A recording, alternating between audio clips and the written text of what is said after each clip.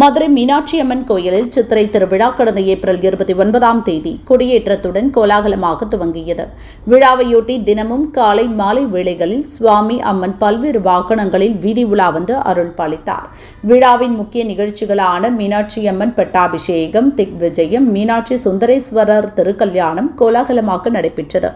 நேற்று மாலை நடைபெற்ற பூ பல்லக்கில் மீனாட்சி அம்மன் மலர்களால் அலங்கரிக்கப்பட்ட பல்லக்கிலும், சுந்தரேஸ்வரர் பிரியாவிடை அம்மனுடன் தங்க அம்பாரியுடன் கூடிய யானை வாகனத்தில் 4 மாசி வீதி உலா வந்து பக்தர்களுக்கு அருள் பாலித்தனர். விழாவின் முத்தாய்ப்பாக இன்று காலை திரு தேரோட்டம் வெகு விமரிசையாக துவங்கியது. தேரோட்டத்தை முன்னிட்டு அதிகாலை அலங்கரிக்கப்பட்ட பிரம்மாண்டமான பெரிய தேரில் சுந்தரேஸ்வரர் பிரியாவிடை சமேதரராகவும், சிறப்பு அலங்காரத்திலும் மீனாட்சி அம்மன் சிறிய தேரிலும் எழுந்தருளினார். தேரோட்டம் தொடங்க முன் அங்குள்ள கருப்பண்ண சுவாமி கோயிலில் சிறப்பு பூஜைகளுக்கு பின்னர் பெரிய தேர் புறப்பாடானது. அதைத் தொடர்ந்து சிறிய தேரும் புறப்பாடானது. சுவாமி அம்மனின் திருத்தேரானது கிழமாசு வீதி, தெற்கு மாசு வீதி, மேலமாசி வீதி, வடக்கு மாசி வீதிகளில் வலம் வந்து பின்னர் கீழமாசி வீதியில் உள்ள தேரடியை வந்தடைகிறது.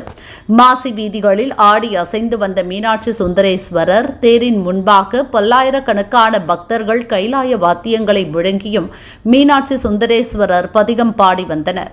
தேரினை அரஹர சங்கர சிவசிவ சங்கர என பக்தி முழக்கம் விண்ணை பிளக்க பக்தர்கள் தேரை வடம்பிடித்து எடுத்து பக்தி பரவசம் அடைந்தனர். இந்த வருஷம் வந்து சித்திரை திருவிழா பார்க்கறதுக்காக எங்கள் ஃபேமிலி எல்லாரும் வந்து ஊரில் இருந்தே வந்திருக்காங்க. ஸோ இன்னைக்கு 10வது நாள் முடிஞ்சு 11வது நாள் இந்த தேர் பார்க்க நாங்கள்லாம் வந்திருக்கோம்.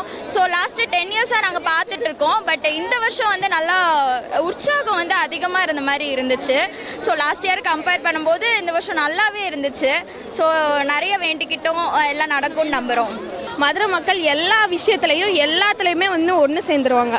எவ்வளோ ஒரு பிரச்சனை வந்தாலும் இந்த 10 நாள் 15 நாள் திருவிழாவை மதுரை தான் எடுத்துக்காட்டாகவே இருக்குது. நம்ம ஊரே வந்து கோயிலுக்கு தான் ஃபேமஸ்ஸு.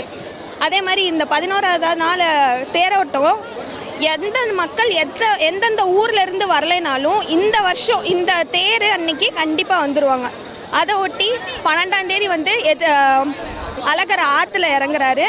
அதுக்கு நாள் எதிர் சேவை தல்லாகுளத்தில் வந்து நம்ம பெருமாள் வந்து நாள் எழுந்தருள்வார். அங்கே வந்து கருப்பணசாமி ஆட்டம் நைட்டு நடக்கும். அது வந்து அண்ணன் வந்து தங்கச்சியை பார்க்க வர, அதாவது சைவமும் வைஷ்ணவமும் ஒன்று சேர்றதுக்காக இந்த திருவிழா மதுரையில் எப்போவுமே நடத்தப்படுது. அது இதை விட மிகவும் சிறப்பாக நடக்கப்படும். அது வண்டியூரில் வந்து நீர்பீச்சு மக்கள் எல்லாரும் அழகர் வேஷம் போட்டு எல்லா குறையுமே தீர்த்து எல்லாரும் ஒன்றா இருக்கிறது இந்த மதுரையில் இருக்கிற அந்த சித்திரை திருவிழாவில் தான்.